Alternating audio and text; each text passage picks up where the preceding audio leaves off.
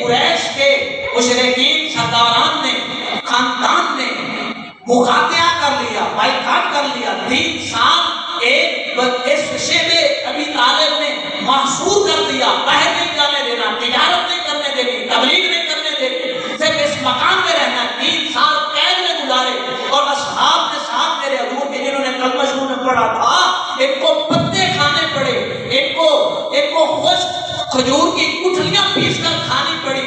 پھر بھی اس سختی تنگی کے دور میں بھی جناب سیدہ خدیجہ کبریٰ نے میرے نبی کا ایسا ساتھ دیا کہ اس دور میں بھی ایک دن نہیں کہا اے محمد کریم میں تو سرداری میں رہا کرتی تھی، میرے نوکر اور نفر ہوا کرتے تھے، غلام میرے آگے پیچھے ہاتھ باندھ کر کھڑے ہوتے تھے، میرے اشارے پر چلتے تھے۔ آپ کس حال میں رکھا ہے مجھے؟ تمہارے ساتھ شادی ہوئی، نکاح ہوا، کس حال میں رکھا؟ لیکن کہا نہیں، جب میں آپ کی ہوں، آپ میرے سردار ہیں، تو جس حال میں محمد تو راضی میں اسی حال میں راضی۔ سبحان اللہ۔ جناب سیدہ خدیجہ کبریٰ سلام اللہ علیہا کی زندگی ایک اسوہ اور نمونہ ہے کہ اپنے آقا نامدار، شوہر نامدار جس حال میں ہو اسی حال میں اس کا ساتھ دینا، یہ خواتین کے لیے کردار ہے۔ اور میرے آقا حضور صلی اللہ علیہ وسلم آپ کی عظمت اور مقام اور مرتبے کا عالم کیا ہے؟